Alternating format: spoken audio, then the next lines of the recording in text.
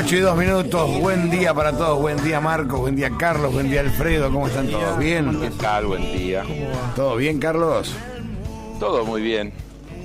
Bueno, hoy va Macri a Dolores. Hoy va Macri a Dolores, sí, a las 12. Va Macri a Dolores. Hay que ver si declara, ¿no? O hay alguna otra maniobra dilatoria. Bueno, hay que destacar que el juez está a derecho y, digamos, guardó todos los ríos procesales, sí. Está cuidando al imputado, le da la posibilidad constitucional de declarar o no. No es la teoría Irursum, no. Esta, ¿no? No. Esto es bueno aclararlo. Y alegremos, ¿no?, de que sea así. Pero por supuesto, respetemos la Constitución y la República de la que tanto hablan. Así es. ¿O no? Sí, porque eso es defenderla en serio. Asumir el principio de inocencia y permitir que las personas, más allá de lo que uno se imagine o de la simpatía o antipatía que le tenga, tengan derecho de utilizar todos los derechos que le dan las leyes, ¿no?, para defenderse, y que haya que probar culpabilidad, porque la clave de todo esto es que en la Argentina se trastocó el principio de inocencia por el principio de culpabilidad. Entonces vos tenías que construir la forma de probar tu inocencia, y eso es absolutamente antijurídico. Y si se llama inversión de la carga de la prueba. Inversión de la carga de la prueba. Un disparate. Vos te cambio de tema y vamos a hablar de economía. Ferretti habló de congelar los medicamentos y salieron a cruzarlo, dice Clarín. Sí. Presión sobre las empresas del título. Interesantísimo el tema, porque pues sabés que leyendo lo que dicen las propias entidades, se los voy a leer. Teniendo en cuenta la presencia de más de 350 laboratorios, estoy leyendo un textual, de un comunicado de las tres cámaras, la de los laboratorios nacionales, los internacionales, la otra debe ser de las cooperativas, porque hay un cooperal ahí. Teniendo en cuenta la presencia de más de 350 laboratorios y 229 plantas industriales en el país, con 7.300 marcas y más de 16.000 presentaciones de medicamentos con distintos principios activos, resulta innecesario alterar las reglas de la libre competencia a través de mecanismos de congelamiento de precios. Y dice, las entidades manifiestan su compromiso, fíjate esto y acá después lo vamos a explicar, de mantener los valores promedio de los medicamentos en línea con la dinámica evolutiva de precios del IPC del INDEC. Bueno, acá hay dos mentiras flagrantes. Primero, no es cierto, porque los medicamentos han aumentado, todas las informaciones dicen que han subido más que el IPC. Uh-huh. Pero así puesto, y yo creo que pasa desapercibido, pero hay una confesión de parte notable ahí. ¿Por qué qué es la inflación? Parece que la inflación fuera un tema meteorológico. Entonces ellos dicen, nos comprometemos a mantener los aumentos de los precios dentro del IPC. Imagínate, los de los alimentos dicen lo mismo, nos comprometemos, entonces nos quedamos en el 50% de inflación. No, muchachos, las políticas públicas son para bajar la inflación. Si ustedes se comprometen a aumentar como la inflación, están creando la inflación. Claro. Porque la inflación son los precios de las cosas que ustedes venden. Ellos tendrían que comprometerse a no aumentar los precios más allá de las variaciones de costo, no de la inflación. Porque seguramente que en los medicamentos hay, por ejemplo, un alto componente importado, por patentes, drogas que se importan, etcétera, etcétera, que se pagan a un tipo de cambio que va muy por detrás de la inflación. Por ejemplo, y los salarios han venido por detrás de la inflación. Ayer festejábamos que en el último trimestre lograron una mejora real, producto de las renegociaciones paritarias. Entonces, esa declaración, nos comprometemos a mantenernos en línea con la dinámica evolutiva de precios del IPC del INDEC, en realidad es la indexación de los precios y la imposibilidad de bajar la inflación. Los controles están destinados, como en el tema de alimentos, bebidas, artículos de limpieza, etcétera, a que bajen y ayuden a que baje la inflación. ¿Está claro? Y ahí Sí. ellos lo dicen con todas las letras. No hace falta que nos controlen, nos comprometemos a mantener los precios dentro del índice de inflación que da el INDEC. Estamos perdidos con eso. Claro. En la propia declaración Ahora, está claro el tema de los que no va. el tema de los medicamentos tiene una historia, ¿no? Digo, por detrás de Ilia para acá, muy mencionada. Allá en aquella época se hablaba de un 1000% de recargo por encima del costo, ¿no? Y todo eso. Y el lobby de las patentes medicinales, que en la Argentina fue tremendo. Hasta que lo corta Ginés González García. En el mundo entero. Sí. En el mundo entero. El tema medicamentos es a nivel global. Ahora, yo vuelvo a repetir, quedó un poquito más atrás en el ranking. Históricamente, medicamentos y armas aparecían en la cabeza de todos los rankings de los grandes negocios a nivel global, ¿no? De las corporaciones. Hoy las tecnológicas han relegado un poco a los laboratorios, pero siguen siendo enormes y con una incidencia muy grande. Pero además, en un tema crítico, porque uno no compra remedios porque quiere, no es un placer comprar remedios. Claro. En realidad, acceder a los remedios es un derecho, porque si vos te estás consumiendo remedios porque tenés alguna cosa que los requiere, no es un tema placentero, una diversión. Ahí hay muchísimas cosas. Yo siempre insisto que miro cuando veo las enormes publicidades que hay de remedios, me asombro, porque eso va al costo también. Y a veces uno se pregunta, ¿qué razón hay para publicitar el consumo de remedios cuando todo eso debería ser sobre la base de genéricos recetados? Claro. Es decir, Ahí hay un paso más de lo que hemos charlado muchas veces, de que la publicidad no debería ir al costo. así es. Pero este es un paso más, porque encima, ¿por qué debería haber publicidad en este caso? No, bueno, si no va al costo, entramos en otro tema. La publicidad tiende a incitar el consumo, ¿verdad? Sí. Y no tiene lógica que se incite al consumo de medicamentos, porque el medicamento debería...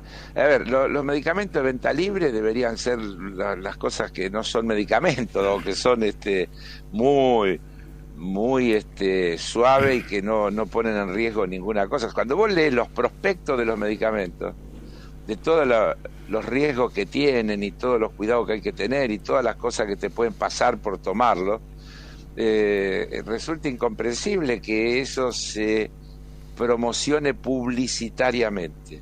Yo sigo creyendo que nosotros necesitamos, creo que es una necesidad global, pero hablemos de la Argentina, volver a tomar con fuerza el tema de la producción de genéricos y volver a la receta de genéricos, y a desarrollar una cultura de que lo que se consume es el genérico y no la marca, ¿no? Claro. Y eso solo traería aparejado una baja de costos importantísima. Buen día, Carlos, ¿cómo le va? Estaba hablando usted del impacto de los laboratorios, y es cierto que ha bajado un poco el lobby, el fenomenal lobby, aunque sigue siendo enorme.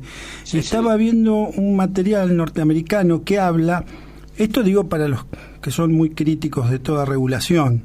Hace menos de un año, un senador por Iowa, republicano, Grassley, y otro demócrata, Wyden, presentaron en forma conjunta ante el Congreso un proyecto de ley para regular los precios de los medicamentos de venta con receta más necesarios de la sociedad norteamericana.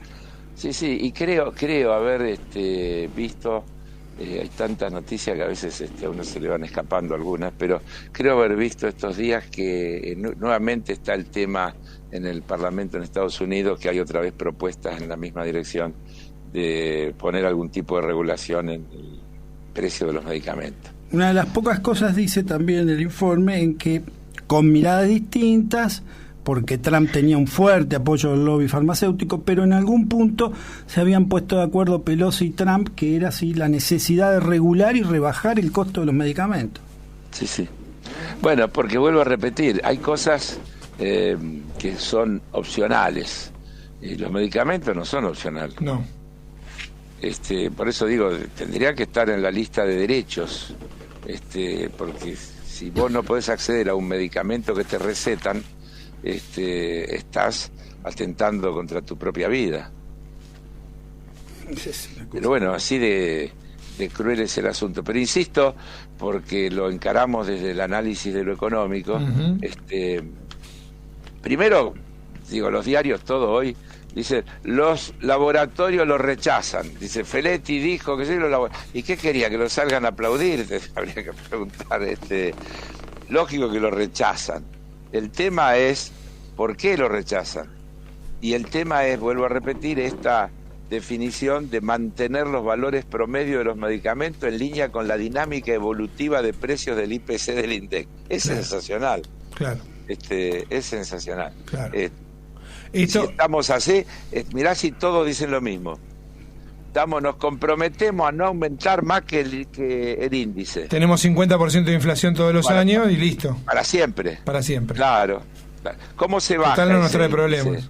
¿Cómo se baja ese índice? Haciendo que los componentes del índice vayan para abajo, no que se comprometan a mantener. Por eso digo que la propia declaración deja muy expuesta cuál es la realidad, ¿no? Además en ese rubro, digo, las empresas de medicina prepaga, que me corro del asunto de los precios, pero digo, aumentan momento, es verdad, es regulado eso y qué sé yo, pero digo, durante el macrismo... Eso está regulado, Eso está regulado, pero durante el macrismo estuvieron liberadísimos, incluso por encima de la inflación. Sí, claro, pero ahora están regulados. Sí, ahora están regulados. Están regulados y se quejan y demás. Pero ¿puedo meter otro tema que no querría dejar pasar? Porque me parece que es una cosa interesante. Declaraciones de Esper. Sí. Hay que hacer una reforma del Estado que permita despedir al 1.000.000 de militantes que Cristina Kirchner y Néstor Kirchner metieron a trabajar en sus 12 años de gobierno. Muchachos, está claro, ¿no? 1.000.000 de trabajadores que están en el Estado que habría que echar. Él los califica de militantes kirchneristas, y dice que hay que despedirlos. Cuando hablamos de reforma laboral y cuando estos libertarios hablan de reforma laboral y reforma del Estado, para que nadie se equivoque de qué están hablando, ¿no? Están hablando de eso. Esper está moderado, porque yo recuerdo hace un par de años alguna declaración donde hablaba de 1,5 millones. Tal vez 500.000 ya se fueron o los echaron, entonces durante la gestión de Macri. Por eso ahora hablará del 1.000.000, pero en realidad acá hay varias cuestiones. El otro día yo escuchaba unas declaraciones de Feletti, sí, cuando se hablaba del tema del control de precios y hablaba de la necesidad de montar una estructura posible de ejercitar ese control, y decía, no hay inspectores, hay muy poquitos. Entonces, lo mismo he escuchado cuando se habla de la aduana. Vos hablabas, Marcos, de lo que dijo Bussi, de la mitad de la evasión que había de grano y demás. Todo eso requiere más gente, si no, ¿cómo se controla? Entonces, si vos desmantelás, si vos te fijás, durante los 4 años de la gestión anterior, se desmantelaron todas esas estructuras que ya habían sido desmanteladas por los gobiernos menemistas, por el de la Rúa, toda esa época, y que se fueron recomponiendo durante los años de la gestión de Néstor y Cristina, porque no es solamente tomar a alguien, hay que capacitar gente, claro. La gente tiene que hacer experiencia, tener estructuras de control adecuadas, porque hay que tener estructuras de control y estructuras de control de los que controlan para evitar las maniobras de la corrupción, para un montón de cosas. Tenés que tener un formidable dispositivo para poder efectivamente ir sobre estas cuestiones. Claro, después uno podría encontrar esto que hoy vemos, que dijo ayer el juez respecto de Vicentín, no sé si lo vieron, ¿no? Sí. Que no quiero mezclar, pero se me mezcla naturalmente, ¿no? Dijo algo así como: la condena será prisión de cumplimiento efectivo. Dijo que estaba probada la estafa y la administración fraudulenta. Y te faltó el contrabando, que no está probado todavía. Claro, todavía no está probado, ¿no? Pero quiero decir porque yo no puedo olvidarme de que cuando se intentó rescatar a esa empresa a través de un proyecto que hubiera permitido defender la situación de los productores, de todos los que han quedado atrapados en esta situación, la oposición armó en nombre de la libertad toda una movida y con un gran apoyo mediático, y largaron aquella frase de todos somos Vicentín. Uh-huh. Y fue mucha gente de buena fe a eso. Ahora, esa gente de buena fe ¿se sentirá representada todavía por esa todos somos Vicentín? Mira, yo recuerdo una nota que hicimos en C5N con un hombre que iba voy a decir la marca, ¿no? En un Fiat Duna, sí, muy destartalado, con un cartel que decía todos somos Vicentín. Sí. Se hizo medio viral, ¿no? La nota, me acuerdo. Y la autora le preguntó, ¿pero usted por qué es Vicentín? Y el tipo no se iba a explicarlo. Claro. Pero eso le pasaría al 80%, claro. Estoy seguro, pero llamaba la atención, ¿no? Sí. Sí. Una empresa que había estafado a miles de productores, que contrabandeó y está... Pero es muy probable, Antonio, que ese hombre no tuviera idea de eso. Ese hombre, la corporación mediática lo convenció de que había un Estado que estaba tratando de despojar a los legítimos dueños de una empresa, y que esto era un avance de la estatización y qué sé yo cuántas cosas más, y lo convenció que había que salir a defender esa situación. Yo no creo que todos los que van a esas marchas son conscientes de lo que están defendiendo, ¿no? Bueno, a mí me hace acordar mucho la de Todos somos Nisman. Bueno, cuando los fiscales pedían justicia. O sea, quien imparte justicia pide justicia, una locura. Claro, sí. Una locura. Pero es buena la comparación porque es exactamente lo mismo. Pero si no, estaríamos negando el efecto que tiene la acción mediática.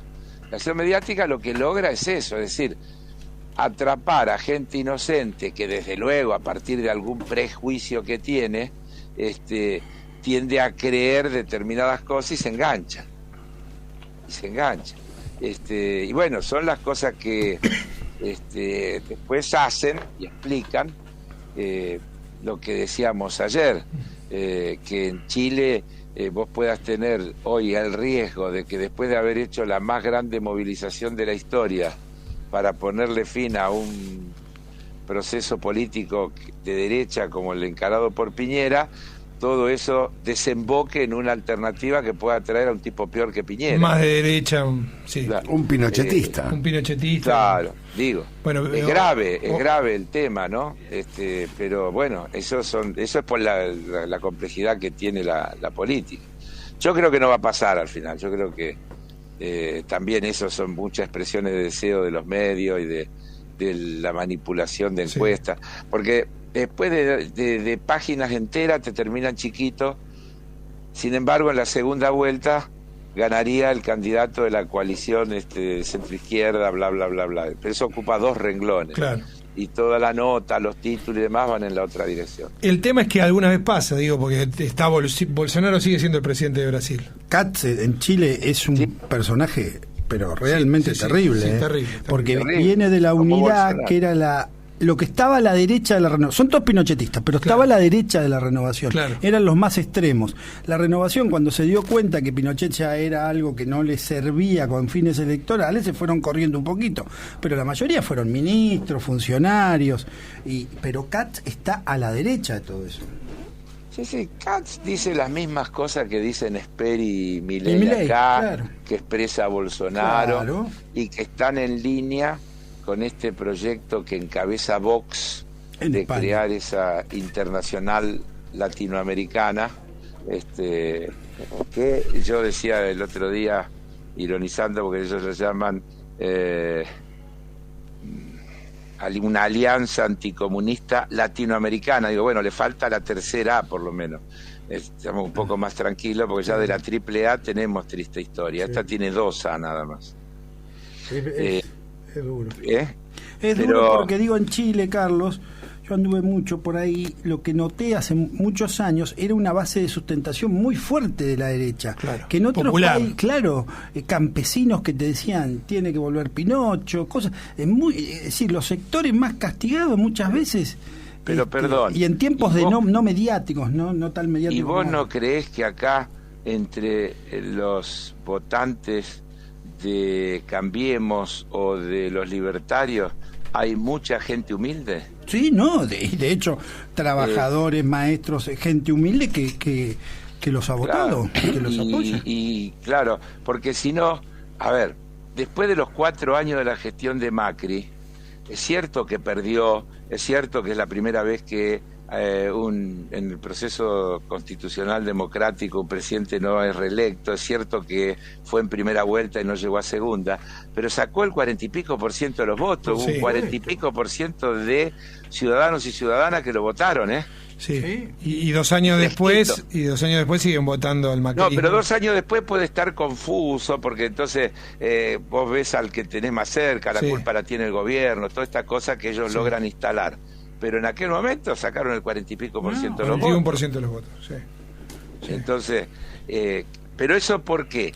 Porque hay una acción permanente, comunicacional, mediática, que va instalando determinadas cosas y determinados valores. Cuando Esper dice hay que echar al 1.000.000 de kirchneristas que metieron Néstor y Cristina, está haciendo trampa. Es lo que está diciendo, es lo que dijo siempre: hay que desmantelar el Estado, hay que reducir drásticamente el gasto público, dejando afuera 1.000.000, ahora dice 1.000.000, antes decía 1,5 millones de tipos, de personas. Ahora le agregó kirchneristas para darle un sesgo ideológico y enganchar a alguna gente que diga, no, esos son todos los vagos que metieron, qué sé yo cuánto, que no trabajan. No es cierto, es una falacia total. Bueno, pero ahí digo de vuelta, volviendo al macrismo y todo esto, es un proyecto compartido. Antes te hablaban de grasa militante, ¿no? Que había que sacar Seguro. la grasa. Sí, lo que querían era echar gente del Estado. Digamos. Exacto, achicar el Estado es agrandar la nación. No nos olvidemos de la consigna.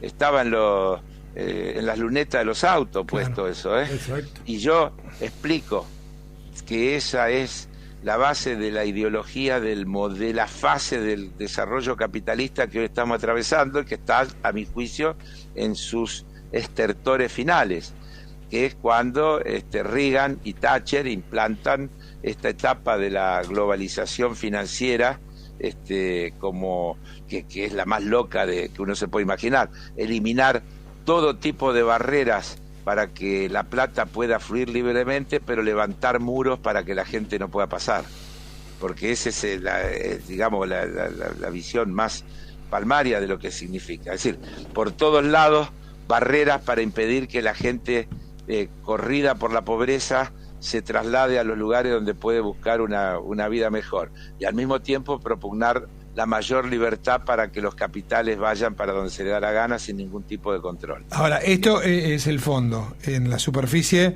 lo que vos decías de Esper y que eso es el fondo y por culpa del fondo. Y por culpa del fondo, pero digo... que siempre está. Que siempre está, pero digo, Milei ahora parece que, rapidísimo, le parece que ya Macri es como no es parte de la casta política y todo eso. Yo pensé que iba a esperar a después de las elecciones para decirlo, pero no. Marcos, alguna vez creo que lo dijimos acá, eso de que ese voto se van a sumar, van a levantar la mano juntos, como locos. van a levantar la mano en los mismos proyectos, van a ser absolutamente compatibles, aunque formalmente pertenezcan a bloques distintos. Sí. Pero la inteligencia común que tendrán va a ser absoluta para llevar adelante todos los proyectos que ellos tienen y trabar todos los proyectos que pueda tener el gobierno, que tiene que ver realmente con dos concepciones distintas de modelo de país. Está claro, en cada tema que se toca aparece. Efectivamente, no son compatibles, por eso el llamado a buscar consensos, que nadie puede estar en contra. Yo insisto, nos vamos a poner rápidamente de acuerdo en el consenso de los títulos de los qué. Mejorar la vida de la gente, eliminar la pobreza, los que, el asunto de los cómo, claro, porque ahí aparecen las políticas, con qué herramientas, con qué recursos, porque todo eso termina después llegando a eso, cómo se hace, de dónde salen los recursos, qué se deja de hacer y qué se hace en su lugar.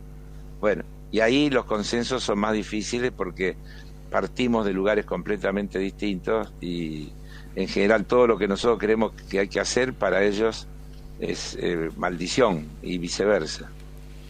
Lo que pasa es que hay un sector de la derecha, y concretamente con nombre y apellido se llama Mauricio Macri, que no cree en el bien común. Entonces es imposible, no hay manera. Un tipo que tiene un desprecio por el otro enorme, y lo mostró cuando gobernó, lo mostró siendo jefe de gobierno también. Él tiene un desprecio por el otro, no le importa la vida del otro, no le importa nada. Es una cuestión de élite. Entonces es imposible hablar con un tipo así. Y el partido disculpame, ¿qué es ser de derecha? Eso. Pero yo digo, bueno, entonces ¿por qué lo vamos a...? No es Macri, es la ideología. Pero él particularmente tiene un desprecio por el otro. Yo lo conozco de chico. Pero tiene un desprecio por el yo otro. Yo también lo conozco de chico. Los dos lo conocen de chico. Pero, Antonio, de chico. No sé quién es más peligroso, si el que se muestra como es, o los que se disfrazan de dulce, tierno, que te hablan melosamente y que quieren lo mismo, pero lo disfrazan porque tienen un ropaje que los hace parecer más amigables. El segundo es más peligroso. Es más peligroso el segundo. Es mucho más peligroso. Me acuerdo de Carlos Menem, ¿no? El salariazo. Revolución productiva. Revolución productiva. Lo que yo pregunto es que el physique du role o la forma de Macri no es engañosa. Uno sabe de dónde a eso viene. me refiero. Sí. Lo grave es que aún sabiendo la gente lo vote. Claro. Bueno, claro. Buen día, ¿qué tal? Bueno, buen día, ¿qué Marcelo. tal? ¿Cómo va, Carlos? ¿Cómo estás? Acá estamos, bien. Bueno, me alegro Marcelo, mucho, sí, bien, muy bien. Estoy con un tema importante por el tema de la grieta, ¿no? Me parece lo más importante el tema de la grieta. ¿Por qué grita? Y quiero saber tu opinión, Carlos. Sí, no, Grieta. Y la opinión de toda la mesa, ¿no? ¿Usted qué son? ¿Team China o Team Wanda? ¿Y qué tiene que ver? No, esa es la Cuando verdad. dijo Team China dije, bueno, algo geopolítico. Claro. No, Marco, no. El acuerdo. Yo también. Yo dije, uy, mirá qué profundo. Bueno, que se vino hoy. necesito el voto de cada uno, no sé, juéguensela. China. Bien. ¿A Casado? Y Wanda para Vamos a votar Marco. lío. No, yo soy muy China, sí. Sí, China. Me abstengo. Bueno, estamos dos. Bueno, todos Nos somos hizo chinas. votar finalmente. Está muy bien. Bueno. O sea que nos gusta la China más que la belga, iba a decir. Bueno, pero está muy bien, está perfecto, ¿no? Digo, con respecto a las nacionalidades. Si vamos es una radio familiar, si vamos a interpretar cualquier cosa, es la de Bélgica, por eso digo, pero ¿dónde está la de Pero Bélgica? de cómo, ¿de qué tiene que ver hay Wanda con Bélgica? Perdón, yo como periodista, y vos lo sabés, Carlos, no tengo que revelar la fuente.